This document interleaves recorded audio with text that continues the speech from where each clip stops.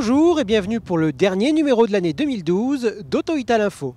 Un numéro spécial Noël avec notre liste d'idées cadeaux et notamment des jouets pour grands enfants. Au sommaire également l'essai d'un autre jouet, cette 595 C Abarth Turismo.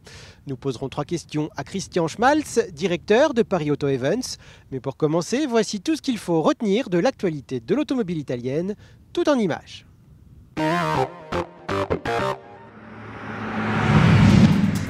Ne vous fiez pas aux apparences, cette Panda 4x4 est d'un genre un peu particulier. Mesurant 3,90 m de haut, 3,80 m de long et 2,50 m de large, il s'agit d'une version Monster Truck, juchée sur des roues d'1,50 m de diamètre et reposant sur un plancher de Jeep CJ7. Il s'agit d'un modèle unique conçu pour les besoins du spot de pub de la Panda 4x4 qui sera diffusé début 2013 en Italie. La vraie Panda 4x4 a de son côté séduit le jury des Top Gear Awards 2012. Le célèbre magazine anglais l'a en effet élu SUV de l'année 2012. Parmi les points qui ont séduit le jury, la version essence Twin Air de 85 chevaux, avec sa transmission à 6 rapports, dont une première courte, ses capacités tout-terrain, qui avec ses angles d'attaque généreux, sa garde au sol de 15 ou 16 cm, suivant les versions essence ou diesel, et sa compacité lui permettent de passer là où de grands 4x4 n'ont pas accès. La saison des récompenses semble réussir à Fiat puisqu'Olivier François, le directeur marketing de Chrysler et responsable de la marque Fiat, s'est vu remettre le prix de manager de l'année lors des BFM Business Awards qui se déroulaient en octobre à New York. Avec une note de 15,3 sur 20, Fiat est également devenu le service client de l'année 2013 en France dans la catégorie automobile, une catégorie qui ne comptait, il est vrai, que 3 candidats. Enfin, l'usine Fiat de Pomigliano d'Arco, qui produit la petite Panda, s'est vu décerner le prix International Automotive Lean Production 2012, un prix convoité. Depuis 2006, plus de 700 usines de 15 pays ont participé au concours pour tenter de remporter un titre qui vient récompenser l'optimisation de la production, notamment en termes de qualité, maintenance, logistique et développement du personnel. Tout n'est pas rose pour Fiat pour autant, loin de là. Si le groupe affichait de bons résultats trimestriels avec des ventes en hausse de 11% et un bénéfice de 286 millions d'euros, c'est uniquement grâce à Chrysler.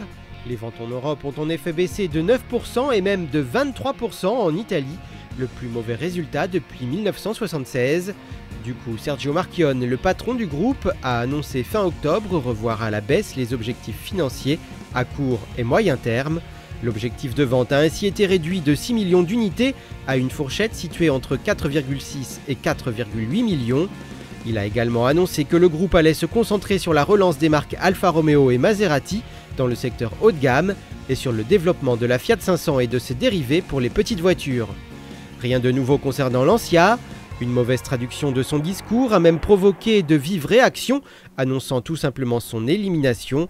Heureusement, il n'en est rien, la marque a même mis en ligne un nouveau site internet. Attention cependant, pas de nouveauté Lancia avant 2015 dans le plan produit révélé fin octobre. Lancia devrait même continuer de se contenter de modèles Chrysler rebadgés, à l'exception de la petite Y, seul modèle Lancia italien considéré comme viable. Le plan produit prévoit donc en 2015, outre une nouvelle Lancia, 6 nouveautés, de nouvelles versions des Fiat Fremont et Linea, un SUV Alfa Romeo ainsi qu'un Roadster conçu avec Mazda et la remplaçante de la 159. Enfin, Maserati proposera une nouvelle Grande Turismo. 2014 verra l'apparition de la 500X, remplaçante du Fiat Sedici, la version Speeder de l'Alfa Romeo 4C, ainsi qu'une remplaçante de la 166, et que la Maserati Levante, SUV basée sur la Jeep Cherokee. Pour 2013, outre les confirmations des Alfa Romeo 4C et Fiat 500L 7 places, le plan produit prévoit le lancement des Maserati Ghibli et de la nouvelle version de la Quattroporte. Une Quattroporte dont les premières images ont été révélées il y a quelques jours. Si les éléments caractéristiques de l'actuelle version sont en grande partie conservés, la ceinture de caisse est plus prononcée, plus musclée, tout en restant élégante. Les portes sont sans cadre et le vaisseau amiral reçoit 3 vitres latérales. Sous le capot, la Quattroporte recevra une nouvelle génération de moteurs, conçue et fabriquée à Maranello, chez Ferrari. Cette nouvelle Quattroporte sera lancée début 2013, avec pour objectif 13 000 unités dès la première année. En attendant le lancement de la nouvelle Quattroporte, Maserati avait rendez-vous en Chine début novembre pour la 6e et dernière étape du Maserati Trofeo 2012 sur la piste de Shanghai. Dans la première course, c'est Riccardo Ragazzi qui s'impose. Il devance le Belge Renaud Coppens et le Français Ange Bard. La seconde place de Coppens lui permet de remporter le titre 2012, avant même la dernière course de la saison, prévue le lendemain. Une seconde course dans laquelle il aura moins de chance, victime d'une crevaison. Giorgio Cernaggiotto remporte donc l'ultime course devant Alan Simoni et Mathis Becker. La soirée de remise des prix s'est déroulée dans le showroom de la marque à Shanghai. L'occasion pour Renaud Coppens de donner son avis sur le Maserati Trofeo. Je pense que le championnat a une image de gentleman driver. Il faut savoir qu'il y en a, comme dans tous les championnats. Maintenant, devant, ça se bagarre très très fort. C'est des courses qui sont très disputées. On l'a bien vu aujourd'hui en début de course et tout. Le niveau est vraiment plus élevé qu'auparavant. Et j'encourage évidemment tout le monde à le faire car l'organisation est exceptionnelle. L'ambiance est vraiment très très bonne. Les voitures sont fiables et on a vraiment une considération de tout l'entourage. Et je pense que le championnat qui est reparti maintenant pour 2 ans va avoir vraiment des belles lettres de noblesse qui vont s'écrire prochainement. Rendez-vous en 2013 pour une nouvelle saison qui devrait débuter en France, au Paul Ricard, le 28 avril. Maserati, c'est aussi le haut de gamme de chez Abarth avec la petite 695 Edizione Maserati. Produite à seulement 499 exemplaires, elle reçoit le moteur essence 1,4 litre turbojet porté à 180 chevaux. Passant de 0 à 100 km/h en 7 secondes 4, elle atteint 215 km/h pour une consommation annoncée de 6,5 litres au 100 km en cycle mixte. Facturée 38 452 €, elle dispose pour ce prix de sièges en cuir Poltron Afro, d'un système audio JBL de 900 watts avec 9 haut-parleurs et de la capote en tissu. Également présent aux États-Unis, Abarth y a présenté la version américaine de la 500C lors du salon de Los Angeles début décembre. Déjà commercialisée en Europe, la version américaine avait été annoncée lors du Grand Prix des États-Unis mi-novembre. Un clip avait même été tourné, mettant en scène les deux pilotes de la Scuderia Ferrari, Fernando Alonso et Felipe Massa.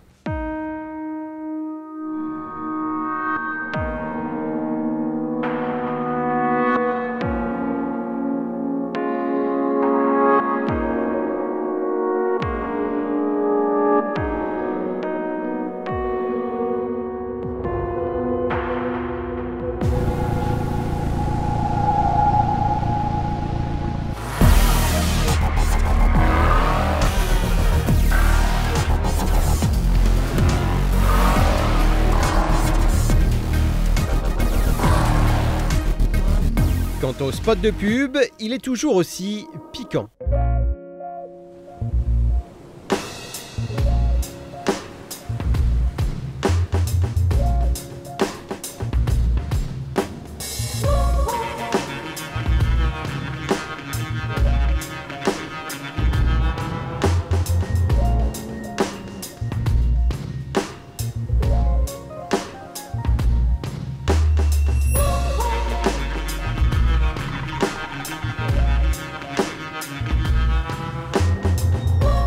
Small, wicked. And now,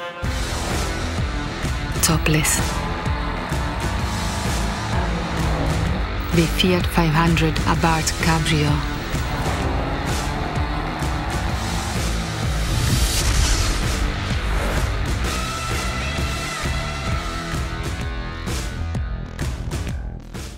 Fiat présentait également au salon de Los Angeles la version électrique de la petite 500, la 500e.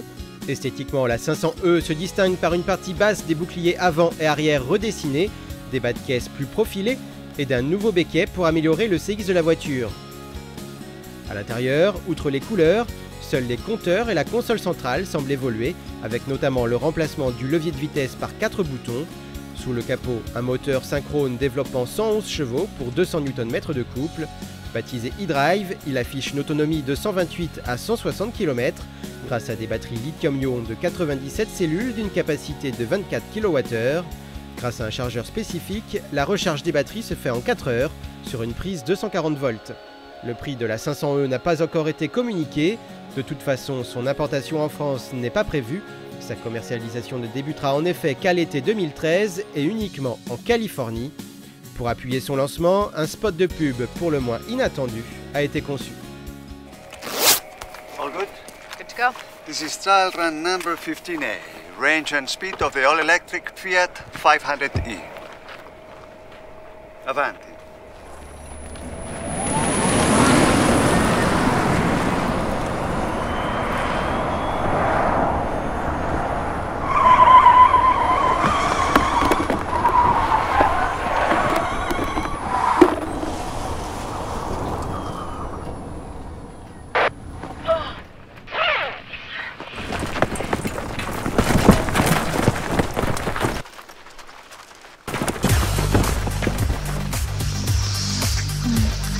Introducing the only electric that turns you on.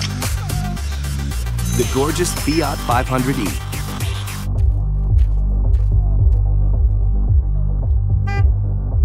Également au programme du salon de Los Angeles chez Fiat, la présentation pour la première fois aux États-Unis de la toute nouvelle 500L et d'une déclinaison baroudeuse inédite, la 500L Trekking.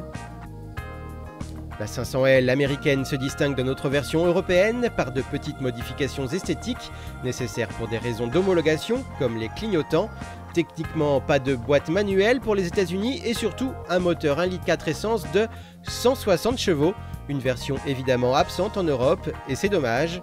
Quant à la version Trekking, les seules distinctions annoncées sont purement esthétiques. Pour son lancement, Fiat a conçu toute une série de spots de pub inédits, dont celui-ci. Ragazze, ragazze, siamo qui. Hello. Hello. Hi. Oh, honey. Look how cute she is. For you Oh, thank you. That's sweet. Hi. He's a very nice boy. Vincenzo. Vincenzo, I'm... Yeah. Oh, sisters. How nice.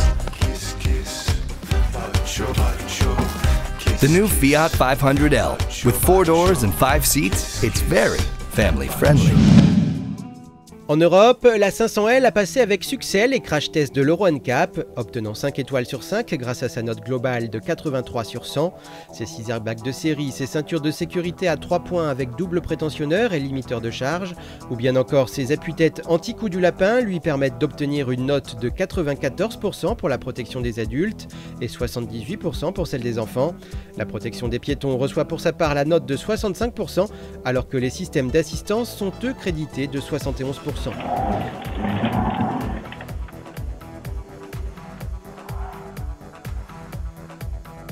Moins de succès pour le Fiat Scudo qui n'obtient que 3 étoiles sur 5 avec un total de 65 points. Dans le détail, la protection des adultes s'élève à 59%, celle des enfants à 86%. Par contre, les notes pour la protection des piétons et le système d'assistance ne sont que de 26%. En cause notamment la disponibilité en option seulement d'un système de contrôle électronique de la stabilité, système qui de plus ne répond pas aux spécifications demandées par l'Euro NCAP.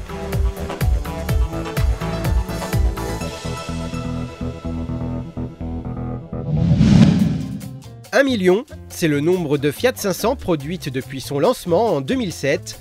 Un véritable succès pour la petite Fiat, commercialisée dans plus de 100 pays et produite depuis le début en Pologne et depuis 2011 au Mexique pour le marché américain.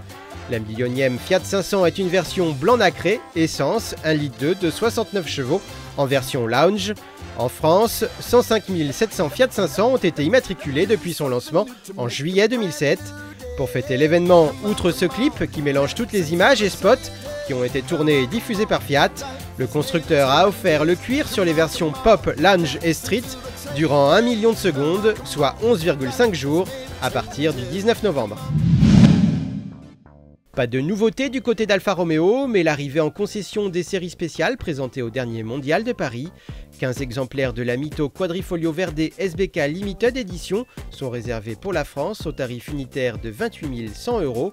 La Mito série spéciale SBK s'affiche quant à elle à partir de 16 750 € avec le petit moteur essence 1,4 litre MPI de 78 chevaux. Quant à la Giulietta série spéciale Collezione, elle est commercialisée à partir de 32 050 € en diesel, 32 400 € en essence. Depuis le 1er novembre, les tarifs de la gamme ont également évolué. La Mito est dorénavant accessible à partir de 14 300 €, alors que la Giulietta augmente de 200 € en finition progression et distinctive, de 400 € en finition exclusive.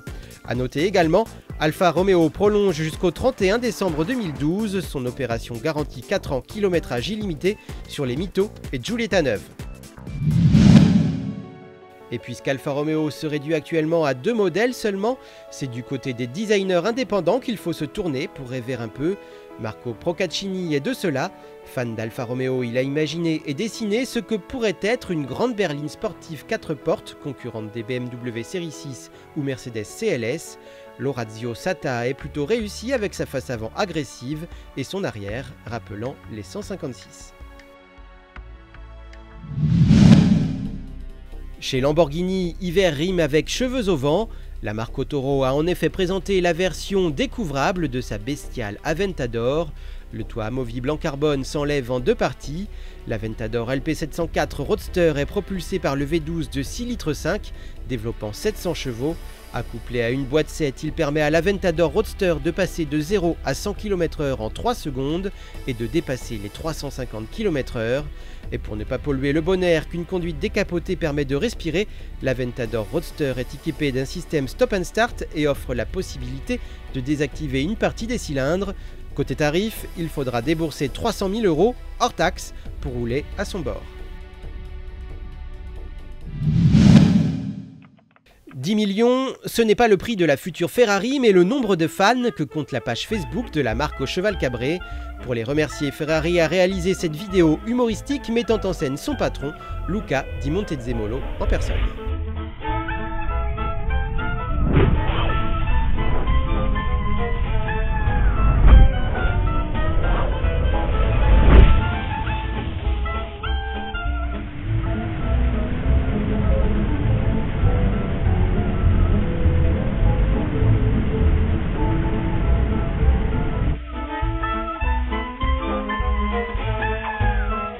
Le public n'est pas le seul à plébisciter Ferrari puisque l'incontournable magazine anglais de la BBC, Top Gear, a élu la F12 Berlinetta Supercar de l'année 2012.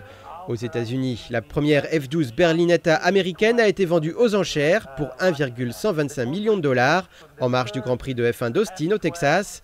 Ajouté aux dons de ses clients, distributeurs et fans, Ferrari a fait un chèque de 1,5 million de $ à la Croix-Rouge américaine pour venir en aide aux victimes de l'ouragan Sandy, qui a notamment fait 43 morts rien que dans la ville de New York en octobre dernier.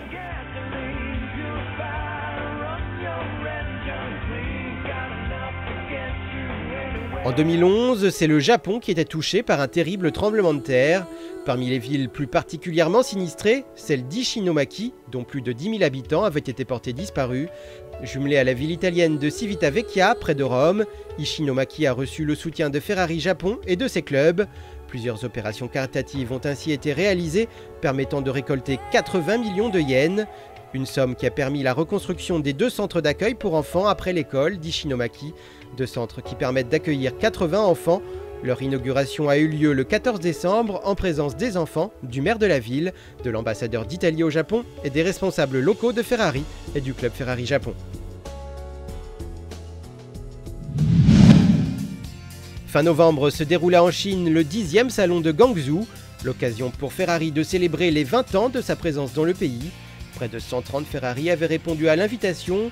Venues de toute la Chine, elles se sont regroupées pour parader en ville sur un parcours de 7 km. Les voitures et leurs propriétaires se sont ensuite retrouvés à l'Ashinsha Stadium, le stade qui avait accueilli en 2010 les Jeux asiatiques de Guangzhou. Des millions de fans et d'invités ont pu assister à de nombreuses démonstrations, notamment de la Ferrari 458 Challenge. Enfin, l'anniversaire s'est terminé à la tour Canton, tout illuminé de rouge pour l'occasion.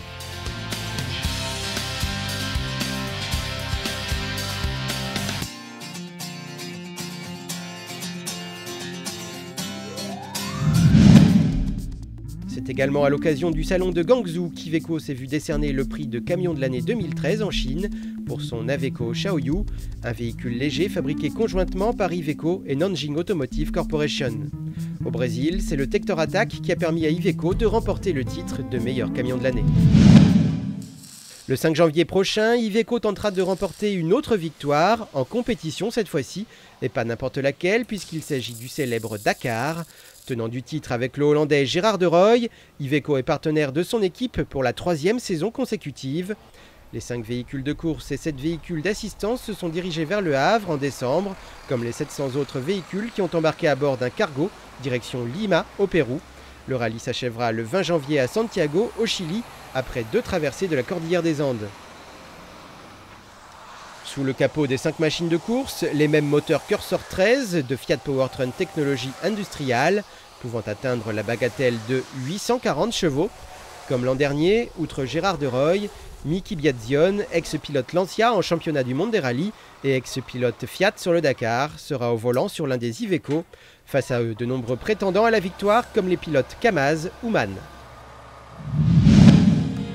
En attendant la nouvelle année et le départ du Dakar, Noël approche à grands pas et comme beaucoup d'entreprises, Ferrari avait organisé un arbre de Noël pour les enfants de ses employés. Appelé Kid Christmas, cette fête est désormais une tradition à Maranello. Et comme on ne fait pas les choses à moitié chez Ferrari, c'est une véritable fête foraine privée qui attendait les enfants et leurs parents. Attractions, spectacles et une multitude de surprises leur avaient été réservées, comme de drôles de Père Noël pour leur remettre leurs cadeaux. Sous les costumes rouges et les barbes blanches se cachaient en effet les pilotes de la Scuderia Ferrari, Fernando Alonso et Felipe Massa en tête, mais aussi le français Jules Bianchi, Marc Gené, Andrea Bertolini et David Errigon. Pas d'image de l'arbre de Noël de Lamborghini, mais cette vidéo mettant en scène le Père Noël et son nouveau moyen de locomotion, un véhicule qui lui permet de changer son rapport au temps.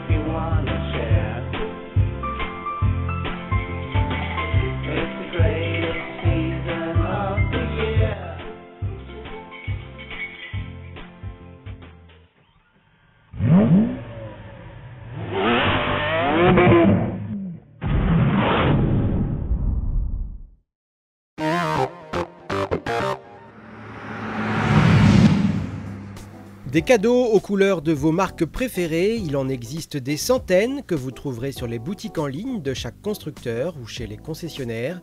Nous avons retenu en 2012 la Fiat 500 télécommandée de Biwi, une voiture qui se commande par votre téléphone ou tablette sous Android ou macOS. Nous avons testé la version Apple. Produit sous licence Fiat, la voiture est fidèle aux courbes du modèle. 3 piles non fournies seront nécessaires pour la faire fonctionner. Relié par Bluetooth au téléphone ou à la tablette, il faut d'abord télécharger et installer l'application gratuite, allumer la voiture et activer la liaison Bluetooth du téléphone. Le tout se fait rapidement et facilement, en quelques secondes seulement.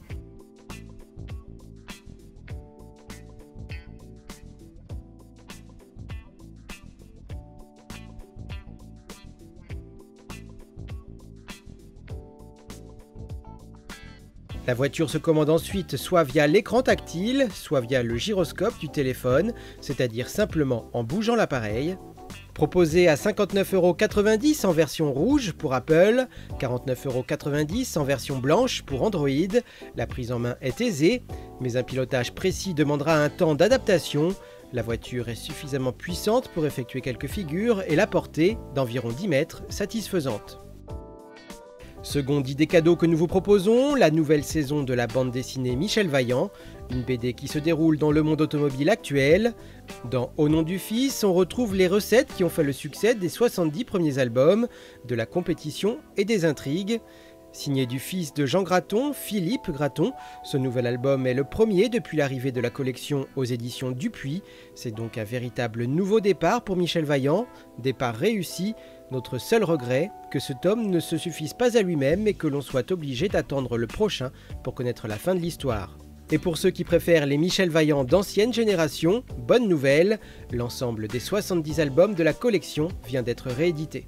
Enfin, n'oubliez pas que vous pouvez retrouver une multitude d'idées cadeaux en lien avec l'automobile italienne ou aux couleurs d'Auto-Ital dans notre boutique en ligne, comme les coques pour iPhone par exemple, des idées cadeaux qui en plus nous permettent de financer le site. Joyeux Noël à tous!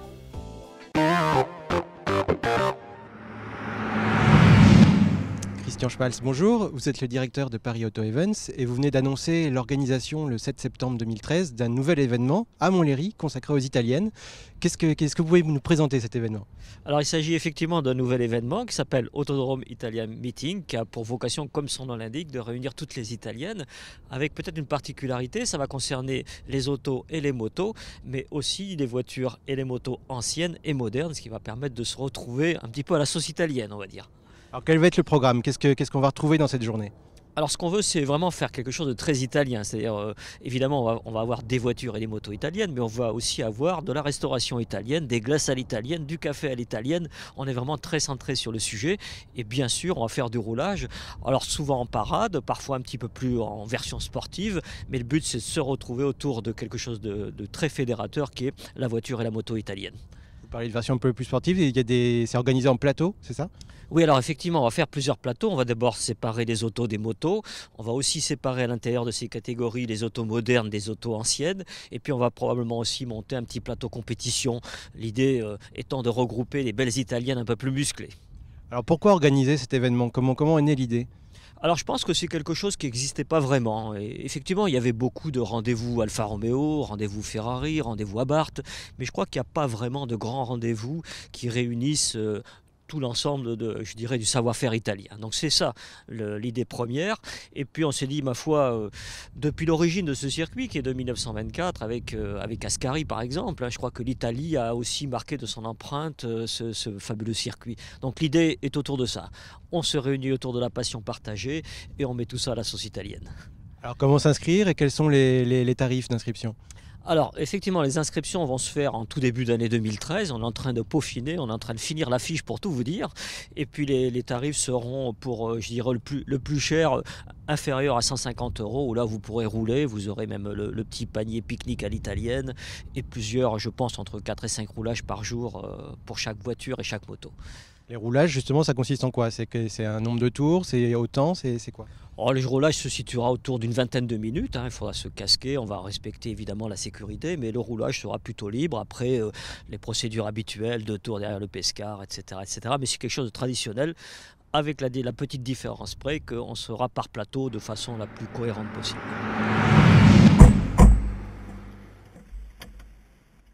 Bien, on va quitter la pit lane pour rejoindre le circuit 3405, puisque c'est le circuit qu'on empruntera ce jour-là, le 7 septembre. Donc là, on aura tout un dispositif en place. Il y aura d'abord un briefing pour rappeler un petit peu les règles de sécurité élémentaires. Il y aura ici un starter qui va donner l'ordre de départ, un deuxième starter ici pour le raccordement avec le circuit, puisqu'on va quitter l'anneau à cet endroit. On le reprendra tout à l'heure pour prendre cette première grande ligne droite là, qui va nous permettre donc d'utiliser ce fameux 3405 qui a été connu beaucoup pour l'âge d'or en particulier, puisque ça laisse beaucoup de souvenirs. Avec au fond, on voit bien l'entrée de l'autre circuit qui est le circuit routier de 6,5 km qu'on n'empruntera pas pour l'occasion, mais qui était emprunté à l'époque pour les 1000 km de Paris. Voilà, on arrive au premier virage qui est une épingle, c'est les deux ponts exactement. Alors vous étonnez pas si on voit quelques voitures sur le côté et quelques cônes, c'est parce qu'on est simplement dans une autre configuration. Voilà, on reprend donc ce virage des deux ponts. On va passer le virage de la ferme qui est un gauche très rapide. Voilà, qui va nous permettre, voilà, là encore on voit des voitures mais rien d'inquiétant. On a un stage de formation actuellement, donc c'est tout à fait normal. Voilà, on va prendre cette grande ligne droite qui va nous amener gentiment vers le virage du Faille. Virage un petit peu particulier qui est un petit peu plus technique quand même. Un petit peu en descente, un petit peu en dévers, glissade assurée pour les plus affûtés on va dire. Donc là il faut, surtout pas ce temps-là, on va le voir d'ailleurs, ça va vite glisser. Voilà, on peut rouler assez vite quand même, on peut arriver au freinage ici très très rapidement. Et puis voilà, on peut ressortir ici, hop voilà, la voiture part un peu en dérive, mais ça marche bien. Voilà, il y a encore des cônes sur le côté, mais c'est pour la configuration de la formation actuelle. La grande ligne droite aussi, où on peut rouler très très vite, on peut arriver à des vitesses assez élevées. On va arriver sur la première des chicanes qu'on empruntera, qui est fermée aujourd'hui, qui est la chicane nord, qui est une chicane à plat. Donc la piste est fermée, mais on va se faufiler au niveau des cônes pour se mettre sur la vraie trajectoire. Donc voilà, ce jour-là, le 7 septembre, on va faire semblant d'ailleurs, on prendra cette chicane nord juste ici, pour ressortir juste après, ici, hop, et reprendre le banking là. Le fameux anneau. Voilà, le fameux qui donne quelques impressions qu'on n'a pas toujours sur les circuits traditionnels. Voilà, on peut rouler à des vitesses assez élevées aussi. On va passer devant la chicane est qui elle aussi sera ouverte ce jour-là. Hop, il faut plonger pour ressortir assez rapidement. Et puis on va terminer par la chicane sud qui nous ramène au départ de la piste devant les stands. Voilà, il faut monter un petit peu plus haut, hop, et plonger assez rapidement pour ressortir toujours sur le point de corde et atterrir juste ici. Voilà, on retrouve, alors ça sera bien sûr balisé, on retrouve la pit lane. Et puis voilà, le premier petit tour, une espèce de mise en bouche en attendant le 7 septembre. Exactement, on se donne rendez-vous. Dans les années 60, Abarth déclinait les préparations pour les petites Fiat 500 et 600 avec par exemple les 595 SCSC, 695 SCSC ou encore 850 TC qui animaient les pistes et notamment celle de Montlhéry. En 2012, Abarth continue l'optimisation de la version moderne de la 500 et propose notamment deux nouvelles déclinaisons, les 595 Turismo et Competizione. Deux versions proposées à la fois en berline et cabriolet, deux versions qui viennent s'intercaler entre l'entrée de gamme Abarth 500 et 500C et le haut de gamme, la très exclusive 695 Edizione Maserati de 180 chevaux, produite à seulement 499 exemplaires.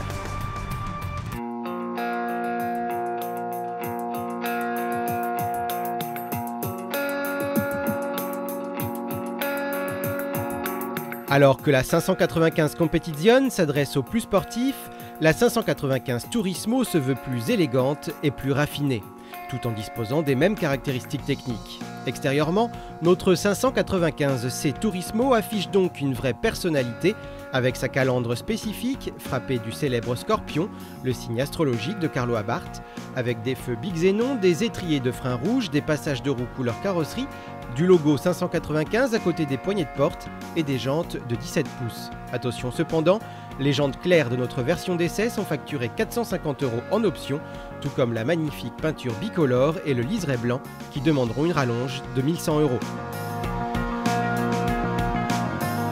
De discrètes jupes latérales viennent souligner le côté sportif de la belle, alors qu'à l'arrière, la 595 Turismo affiche clairement ses prétentions avec une double sortie d'échappement chromé, un spoiler même sur notre version découvrable et un bas de caisse façon extracteur d'air.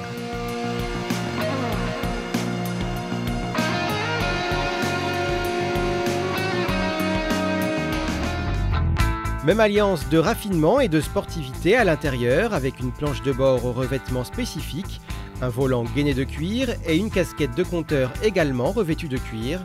De leur côté, les accoudoirs et panneaux de porte se contentent de simili-cuir. Enfin, les sièges sport sont eux bien en cuir et disposent d'appuis-tête intégrés façon baquet.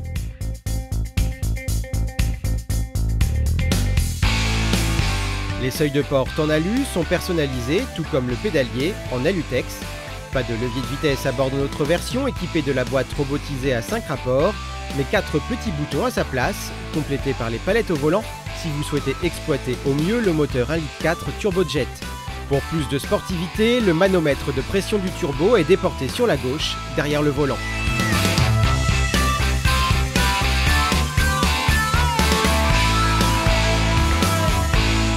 Sous le capot, le bloc essence a été optimisé pour passer de 135 à 160 chevaux, une puissance disponible en mode sport à 5750 tours minute. Contact. Sonorité discrète mais prometteuse, et c'est parti pour quelques tours de l'anneau de vitesse de Montlhéry.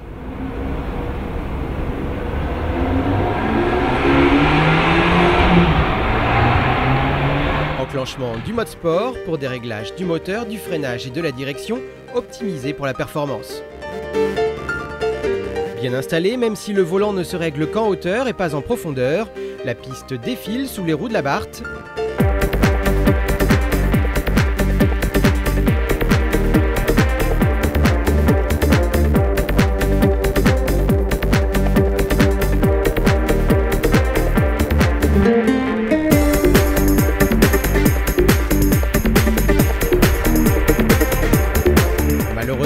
L'utilisation du mode auto de la boîte est tout sauf agréable à cause de son manque de rapidité. L'utilisation des palettes au volant est par contre beaucoup plus plaisante.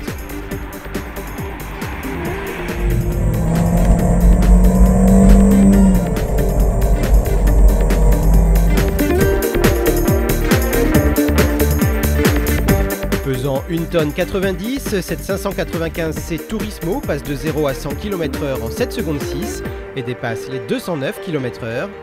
Mais quittons l'anneau de vitesse pour les petites routes escarpées, sans aucun doute le terrain de jeu idéal de cette 595C Turismo. Avec son assiette rabaissée, son contrôle de transfert de couple et son châssis rigide et rigoureux, la 595 enchaîne les virages avec entrain, faisant irrémédiablement s'illuminer le visage de son pilote d'un grand sourire. Avec elle, pas besoin d'aller vite pour avoir des sensations, il faut même rester concentré pour la mener à vive allure. Chaque aspérité de la route se ressent dans le volant, certains diront que c'est un gage de précision. Les 4 amortisseurs Koni à valve FSD assurent une parfaite efficacité sans altérer le confort. Leur tarage a en effet été modifié depuis 2011, supprimant totalement l'inconfort que nous avions regretté lors de notre essai de la 500 SCSC. Le freinage est lui aussi efficace et endurant grâce au kit de freinage haute performance composé de disques perforés et ventilés de 284 mm à l'avant, perforés de 240 mm à l'arrière. On regrette cependant que les 230 Nm de couple du mode sport n'arrivent qu'à 3000 tours minute, que le rayon de braquage soit aussi faible et que les palettes au volant fixes ne soient pas pratiques sur route, au contraire de leur utilisation sur piste. Côté consommation, annoncée à 6,5 litres au 100 km en cycle mixte, nous avons en réalité consommé 9 litres lors de notre essai réalisé, il est vrai, sans ménagement.